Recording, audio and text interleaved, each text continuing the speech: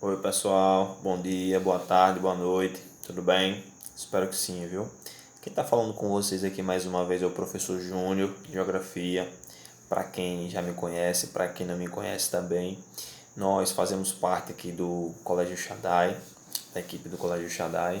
E você está na nossa playlist do sexto ano, obviamente para acompanhar os conteúdos dessa playlist. E aí o que acontece? Esse é o nosso sétimo encontro. O encontro de número 7, que é esse, o encontro número 8, que será o próximo, eles vão ter como meta principal revisar todo esse conteúdo que a gente trabalhou no mês de maio. Então, essas 3 semanas de conteúdo que a gente trabalhou, eu vou tentar resumir, vou tentar centralizar nessas duas aulas.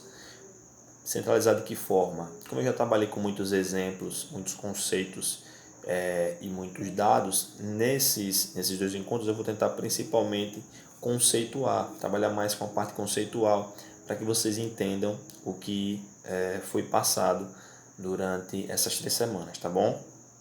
Espero que estejam todos bem, espero que estejam lendo, fazendo exercícios e se cuidando com relação à saúde, higiene pessoal e também evitar aglomerações, tá bom? Seguinte, dentre esses tópicos que eu separei para vocês, a gente vai ter o relevo terrestre.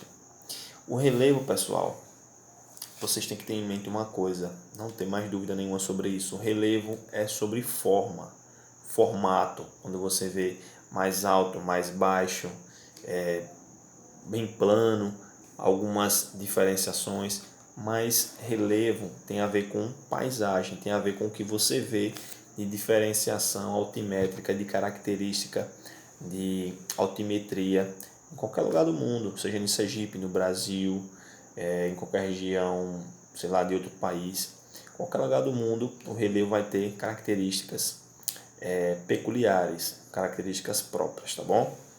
O relevo terrestre, se a gente fosse definir, seria um conjunto de formas que se apresentam na crosta terrestre, ou seja, onde a gente está presencialmente, concebidas sob a ação de forças internas e externas, denominadas agentes de relevo. Então, o relevo ele é resultado de forças externas e de forças internas, que juntamente com a ação do homem, num processo aí geológico histórico, ele se modifica, ele se transforma e se retransforma, ou seja, ele está num permanente processo de mudança, tá bom? Quando a gente fala da dinâmica interna, pessoal, da Terra, ou desses agentes internos, a gente vai lembrar disso aqui, um processo em conjunto, como as forças originadas e liberadas pelo interior da Terra, como exemplo, o movimento das placas tectônicas, os quais estão diretamente relacionados às atividades vulcânicas, terremotos e maremotos. Então, quando a gente fala de dinâmica interna, a gente vai lembrar de temperatura e vai lembrar das forças que surgem do interior da Terra, tá bom? Então, agentes internos, a gente vai lembrar disso, placas tectônicas e do manto, que é justamente a parte onde acontece a dinâmica interna da Terra. Quando a gente falar sobre dinâmica externa, pessoal, a gente vai lembrar do seguinte, também processos em conjunto, só que de elementos naturais, quando a gente falar de dinâmica externa. Por exemplo, a água, o vento, o calor, todos eles fazem parte da dinâmica externa de modelagem das paisagens e do relevo terrestre, certo? E além, claro, da ação humana. Todos eles transformam constantemente as paisagens. Eles ajudam na criação e ajudam na recriação. Agora, quando a gente falar de dinâmica externa, a gente vai lembrar principalmente desses elementos naturais. A gente vai lembrar do vento carregando a areia, por exemplo, e formando as dunas. A gente vai lembrar da água da chuva, que derruba aquela parte grande de areia que a gente tem das encostas nas favelas, infelizmente, e também nas pistas, em algumas vezes acontece isso.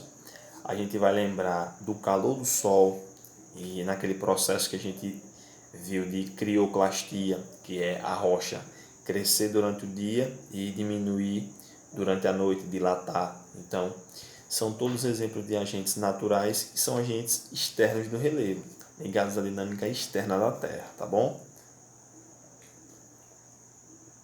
Direcionando para o relevo brasileiro, o que a gente vai ter em mente, conceitualmente falando?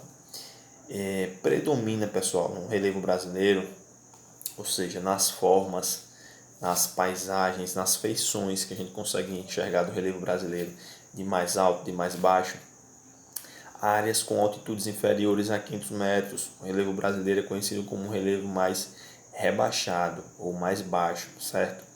E por quê? São erodidas há muito tempo. A formação geológica do continente, na parte que o Brasil está localizado, território brasileiro, é conhecido como os dobramentos antigos. Então, eles datam aí, né, ou seja, tem data de mais de 540 milhões de anos atrás. Então, se você tem um território, se você tem um relevo que ele está há mais de 540 milhões de anos sofrendo processos erosivos, é claro que se ele tivesse relevos mais altos, eles iam estar mais desgastados. Até porque os relevos que são mais altos, eles têm características de maior desgaste. Ele predomina nesses relevos o desgaste. De contrário dos relevos mais baixos, onde predomina o que? A sedimentação. Tá bom? Então, espero que vocês tenham compreendido. Espero que eu não tenha ido muito rápido. É porque eu separei só conceitos para que vocês pudessem massificar realmente o conteúdo e lembrar dos exemplos do que o professor relacionou com vocês, tá bom? Até o nosso próximo encontro. Um abraço. Fiquem todos com Deus.